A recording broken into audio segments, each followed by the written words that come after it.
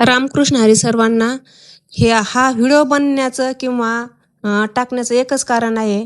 22 वर्षापूर्वी माझे वडील दिंडीमध्ये वारकरी म्हणून जात असताना त्यांना अटॅक आला.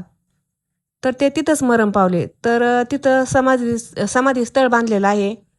तर प्रत्येक वर्षी तिथं पुण्यतिथी साजरी करतात. माझे भाऊ प्रत्येक वर्षी जातात तिथं, ती पुण्यतिथी साजरी करतात. भरपूर वारकरी त्या मार्गाने जात असतात. करमाळ्यापासून अगदी 8 ते 9 किलोमीटर गुळसोडी म्हणून गाव आहे. गावकऱ्यांचं भरपूर सहकार्य मिळतं वेळोवेळी. जेव्हा काही अडचण येईल तेव्हा ते भरपूर सहकार्य करतात. तर ते अशी पद्धतीने पुण्यतिथी साजरी होती. माझे भाऊ पण भरपूर लोकांना प्रत्येक दिंडीला जवळजवळ प्रत्येक नाही म्हणता येईल, पण काही ठराविक दिंड्यांना त्यांना चहा असतो, नाश्ता असतो. म्हणजे ती पुण्यतिथी साजरी करतात ते. आपण म्हणतो ना, देव पावयासी गेलो, देवाची होऊनी गेलो. या शब्दाप्रमाणे त्यांचं म्हणजे ते झालेलं आहे. इतका तो क्षण म्हणजे आठवतो.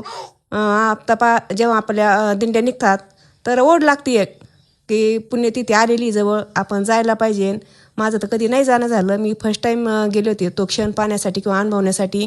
पण खरंच खूप म्हणजे असं एक मनाला एक समाधान वाटतं का पुण्यतिथी आपण साजरी करतोय, आपण त्या क्षणामध्ये आपण सहभागी होतोय.